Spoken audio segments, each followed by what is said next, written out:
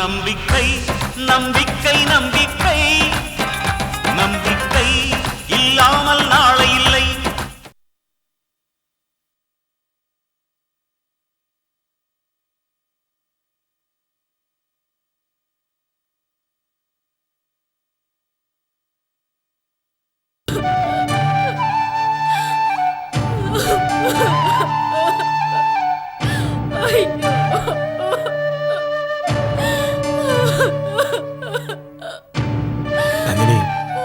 கொஞ்சம் அமைதியா இருமா, சக்தி திரும்பி வந்துருவா. விடுங்கப்பா, இனிமே அவன் வீட்டுக்கு வர வேண்டாம்.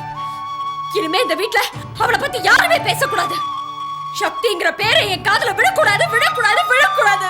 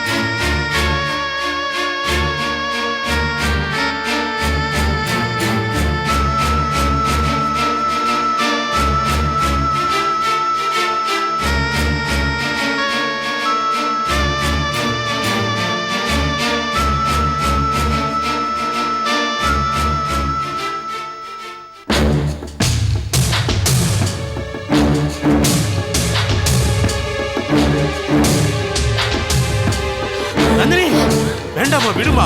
அவன் நம்ம வீட்டு பொண்ணுமா. விடுங்கப்பா, அவன் நம்ம வீட்டு பொண்ணு கிடையாது.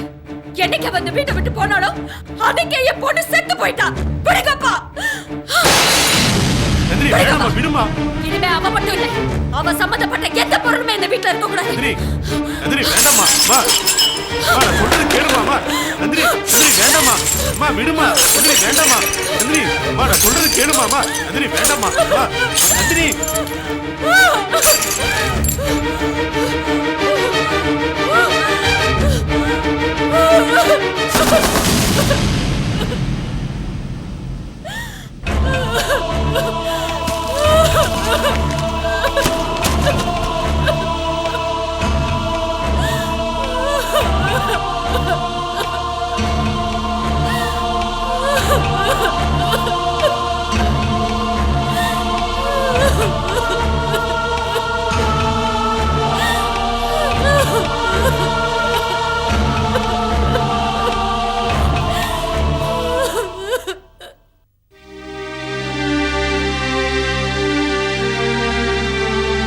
நம்ம சக்தி இப்படி ஒரு முடிவு எடுத்துட்டாலே மாமா. பாவம் நந்தினி, எவ்வளவு செல்லம் கொடுத்து வளர்த்தாங்க. ஆனா இப்படி பெத்த தாய் முகத்திலேயே கரிய பூசிட்டாலே. நந்தினி சக்திக்கு அதிகமா செல்லம் கொடுத்து வளர்த்துட்டான்னு சொல்ல முடியாதுமா. அவ பிசினஸ் அலைஞ்சுக்கிட்டு இருந்தா, சக்தி தன்னிச்சையா வளர்ந்துட்டா இல்லையா, அதான். அதுக்கு பேரு தனிச்சை இல்ல மாமா, பண வசதி காரணமா கொடுக்கப்பட்ட சுதந்திரம். அத சக்தியும் தப்பா பயன்படுத்திக்கல. காதலிக்கிறது ஒன்னும் தப்பு இல்லையே. ஆனா அந்த சஞ்சய் திட்டம் போட்டு சக்தியோட வாழ்க்கையில நுழைஞ்சிருக்கான் மாமா. அம்மா, நந்தினி அழிக்கிறதுக்கு தானே சிந்தாமணி சஞ்சய் உருவாக்கி இருக்கா. சஞ்சய் சக்தி மனசுல இடம் பிடிச்சிட்டான் மாமா. அவனை மறக்க முடியாத அளவுக்கு அவன் சக்தியோட மனசை மாத்தி வச்சிருக்கான். சக்தி என்னையே இதுல பலிக்கடவா ஆக்க பார்த்தாலே. அதான் மாமா வேதனை. நந்தினிக்கு எதிராக நான் செயல்படுவேன்னு அவ இப்படி நினைச்சா. இல்லம்மா, சித்தி தான் அம்மாவை கன்வின்ஸ் பண்ணிடுவான்னு சக்தி தப்பு கணக்கு போட்டுட்டாமா. சிந்தாமணி இதை திட்டம் போட்டுதான் செஞ்சிருக்கா மாமா. ஆமாம்மா, நந்தினியோட பலவீனம் எதுன்னு தெரிஞ்சு அதுல கை வச்சுட்டா பாத்தியா. அந்த கல்யாணத்துல என்னையும் நந்தினியும் அந்த சிந்தாமணி எப்படி எல்லாம் கேவலப்படுத்திட்டாங்க. எனக்கு நடந்த அவமானத்தை கூட நான் பெருசா எடுத்துக்கல மாமா. ஆனா சக்திய 10 மாசம் சுமந்து பெத்தவங்க நந்தினி எந்த மகளுக்காக எல்லா கேவலத்தையும் தாங்கிக்கிட்டாங்களோ அந்த மகளோட கல்யாணத்துல ஒரு 3வது மனுஷியை விட மோசமா அவங்க ஒதுக்கப்பட்டுட்டாங்களே. அதான் என்னால தாங்கிக்க முடியல. எந்த ஒரு தாய்க்கும் தாங்கிக்க முடியாத அவமானமாமா அது. காதலை விட மோசமான வசிய மருந்து எதுவும் இல்லம்மா. சக்தியோட வாழ்க்கை தான் அப்படின்னா நம்ம காயத்ரியோட வாழ்க்கையும் இப்படி ஆயிட்டுதம்மா. நந்தினிய பழி வாங்கணுங்கிறதுக்காக சஞ்சய சிந்தாமணி திட்டம் போட்டு அனுப்புனாங்க. ஆனா ஆனந்துக்கும் நமக்கும் எந்த விதமான முன்வரதும் இல்லையே. அப்புறம் எதுக்காக அவர் எப்படி செஞ்சாரு? அதாம எனக்கும் புரியல மாமா. ஆனந்த் காயத்ரியை ஏமாத்தினாலும் நம்ம பொண்ணு நம்ம கிட்டதான் இருக்கா. ஆனா சக்தி சிந்தாமணி கிட்ட மாட்டிக்கிட்டாலே. அம்மா, சக்தி காயத்ரி 2 பேருமே வசந்தோட குழந்தைகள் தான். ஆனா என்ன ராசியோ தெரியல, 2 பேரோட கல்யாண வாழ்க்கையும் கரடுமுரடா தான் ஆரம்பிச்சிருக்கு. இதை எப்படியாவது சரி கட்டணுமா? எப்படி மாமா? நம்ம 2 குடும்பமும் ஒன்னா உட்கார்ந்து பேசணுமா? அம்மா, பாண்டவர்கள் சத்தியத்துக்கு கட்டுப்பட்டவர்கள் தான். அவங்க எவ்வளவு விட்டு கொடுத்தும் துரியோதன அடங்கல. கடைசியில குருச்சேத்திரம் போர் தேவைப்பட்டதுமா. நீங்க சொல்றது எனக்கு புரியல மாமா. சிந்தாமணியோட பகை உணர்ச்சியும் வெறியும் 3வது தலைமுறை வரைக்கும் வந்தாச்சுமா.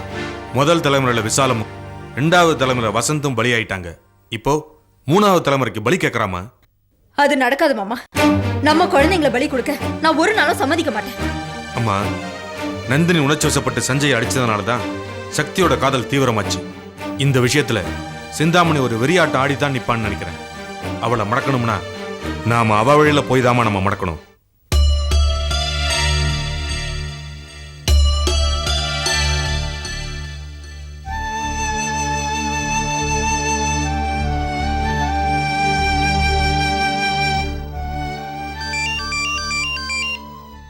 ஹலோ, நான் வர்ஷா பேசுறேன். சக்தி இருக்காளா? ஒரு நிமிஷம் இருமா, கூப்பிடுறேன்.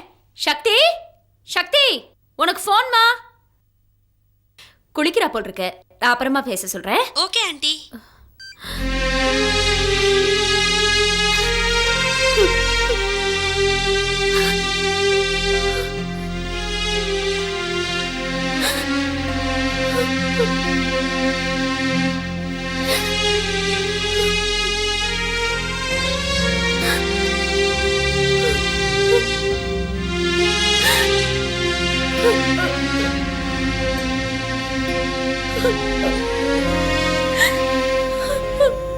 நந்தினி, என்ன ஏமா அவளையே நினைச்சிட்டு இருக்க?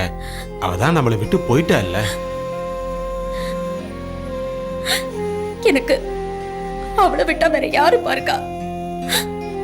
ஆனா நேத்து வந்தவனுக்காக நம்ம 2 பேரையும் இப்படி உதறி தள்ளிட்டு போயிட்டாளப்பா. எனக்கு நினைக்க மனசுக்கு ரொம்ப கஷ்டமா இருக்குப்பா. நீனா மனசை போட்டு குழப்பிக்கிட்டு இருக்காதம்மா. போமா, போய் ரெஸ்ட் எடுமா.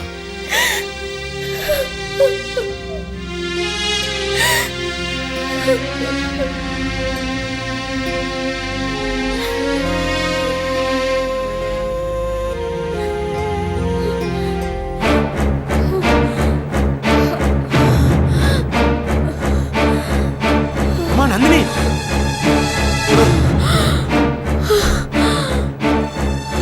என்னமாச்சு நந்தினி? என்னமாச்சு? வாமா, வா.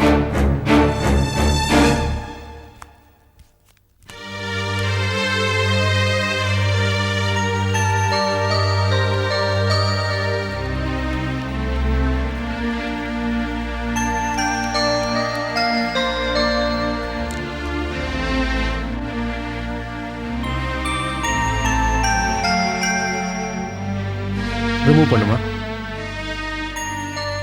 பிபி ஓவரா இருக்கு. அதிகமாக டென்ஷன் ஆகாதீங்க. கொஞ்ச நாள் ஆஃபீஸ் பக்கம் போகாதீங்க. ஃபுல் ரெஸ்ட்ல இருங்க. சரி டாக்டர். சார், ஒரு நிமிஷம்.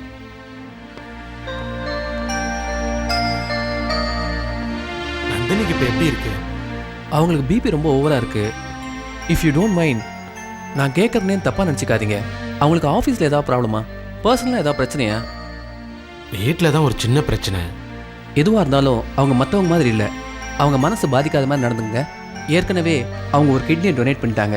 இப்போது அவங்களுக்கு ஒரு கிட்னி தான் ஃபங்க்ஷன் ஆகிட்டு இருக்கு. அதனால் ரொம்ப ஜாக்கிரதையாக பார்த்துக்கணும். டாக்டர், நீங்கள் சொல்கிறத பார்த்தா எனக்கு ரொம்ப பயமா இருக்கு. என் பொண்ணுக்கு ஏதாவது ஒண்ணுன்னா என்னால தாங்கிக்க முடியாது. உங்களை நான் பயமுறுத்ததுக்காக சொல்ல, நந்தினியை ரொம்ப ஸ்பெஷல் கேர் எடுத்து நீங்கள் பார்த்துக்கணும். ஏன்னா ரொம்ப கவலைப்படுறதோ டென்ஷன் ஆகிறதோ ஒரு மனுஷனை படுத்த படுக்கை ஆகிடும். ரொம்ப ஜாக்கிரதையாக பார்த்துங்க. நான் வரேன்.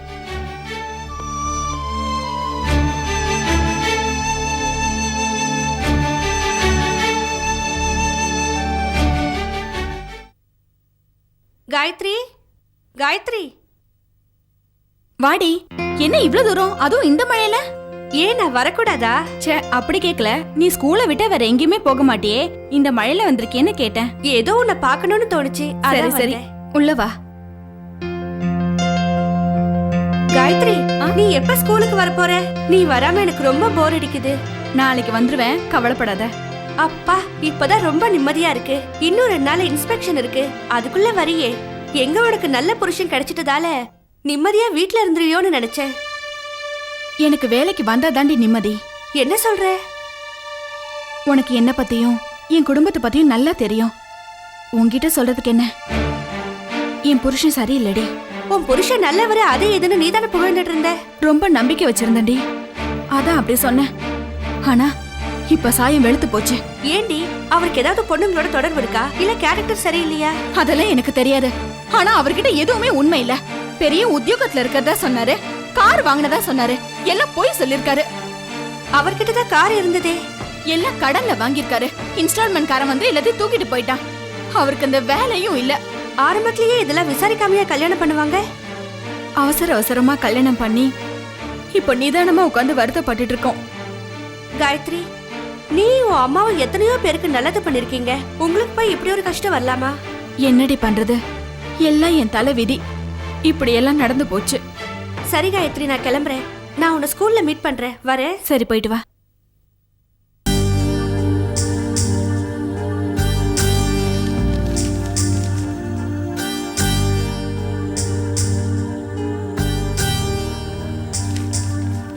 அங்கிள். வாமா ஜெயந்தி. நந்தினி எங்க இருக்காங்க? மேலதாமா இருக்க, வாமா.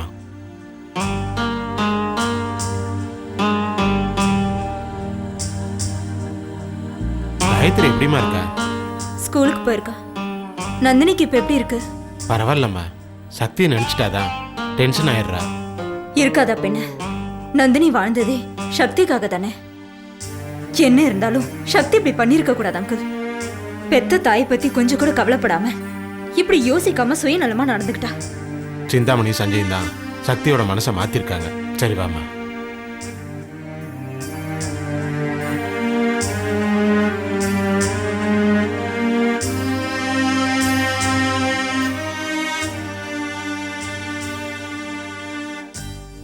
நந்தினி,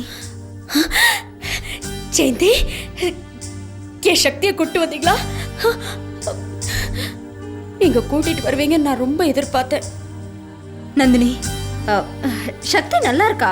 அவ கூடிய சீக்கிரம் உங்களை வந்து பாப்பா. இல்ல ஜெயந்தி, அவ வரமாட்டா. என் சக்தி தான் என்னை ஏமாத்திட்டு போயிட்டாளே. நீங்க எல்லாம் போய் சொல்லி சமாளிக்கிறீங்க.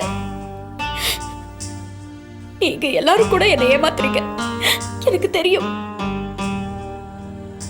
நந்தினி, நீங்க எல்லாருக்கும் நல்லது மட்டும்தான் செஞ்சிருக்கீங்க. உங்களுக்கு எந்த குறையும் வராது. எல்லாரோட கண்ணீரையும் துடைக்கிறவங்க நீங்க. உங்க கண்ணு கண்ணீர் வரக்கூடாது நந்தினி. முடியல ஜெயந்தி, என் சக்தி தான் இப்படி காலம் பூரா என்ன அழுற மாதிரி பண்ணிட்டு போயிட்டாளே. நந்தினி, சக்தி கல்யாணம் பண்ணிட்டு தான் போயிருக்கா. அவ நிச்சயமா உங்களை வந்து பாப்பா. உங்க பாசம் அவளை நிச்சயமா இங்க கொண்டு வந்துரும் நந்தினி. சிந்தாமணி அவளை நிம்மதியா வாழ விட மாட்டா ஜெயந்தி. அவ கல்யாணம் பண்ணிக்கிட்ட அந்த பையனும் சரியில்லை. சக்தியால நிச்சயமா அங்க சந்தோஷமா இருக்க முடியாது, எனக்கு நல்லா தெரியும்.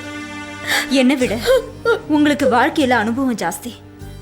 சக்தியோட வாழ்க்கையை யாரு கெடுக்கணும்னு நினைச்சாலும் கடவுள் விடமாட்டார் நந்தினி. நீங்க எதுக்கும் கவலைப்படாம இருங்க, எல்லாம் தன்னால சரியாயிடும். எல்லாமே போயிடுச்சு ஜெயந்தி. சக்தி என்னை விட்டு போனதுமே எல்லாமே போயிடுச்சு. நந்தினி, எங்களுக்கெல்லாம் ஆறுதலா இருக்க வேண்டிய நீங்களே இப்படி அழலாமா? நந்தினி, நீ அதிகமா பேசக்கூடாதுன்னு டாக்டர் சொல்லியிருக்காருமா. நான் நான் ஏன் இனிமே பேச போறேன்? நந்தினியோட பொண்ணு எவ கூடயோ ஓடி போயிட்டான்னு இனிமே ஊர் பூரா பேச போறாங்க.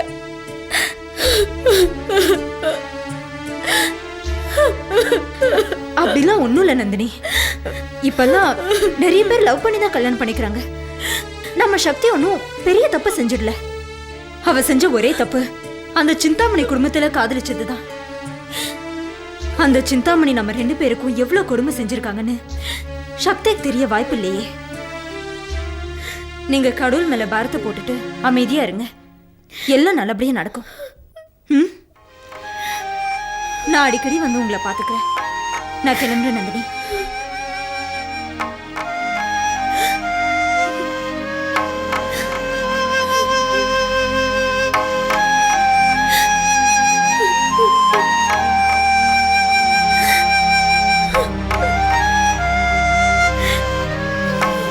நந்தினி ரொம்ப டல்லா இருக்காங்க அங்கிள்.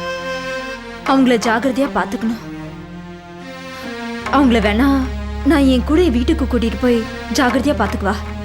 எதுக்கு சொல்றேன்னா அவங்க இங்கேயே இருந்தா அவங்களுக்கு சக்தியோட ஞாபகம் வந்துட்டே இருக்கும். இல்லம்மா, நந்தினி இங்கேயே இருக்கட்டும். ஏற்கனவே டாக்டர் ரொம்ப ஜாக்கிரதையா இருக்கணும்னு சொல்லியிருக்காரு. அதான் எனக்கு ரொம்ப பயமா இருக்கு. இந்த காலத்து பிள்ளைங்க பெத்தவங்க செஞ்ச தியாகத்தை புரிஞ்சுக்கிறதே இல்ல. நந்தினியோட தியாகம் என்னன்னு தெரிஞ்சிருந்தா சக்தி இப்படி பண்ணிருப்பாளா? நந்தினிக்கு மருந்து மாத்திரையால குணமாகலைனாலும் அவங்க செஞ்ச தியாகமும் தர்மமும் நிச்சயமா அவங்கள காப்பாத்தும் அங்கிள். அப்ப நான் கிளம்புறேன் அங்கிள். சரிம்மா.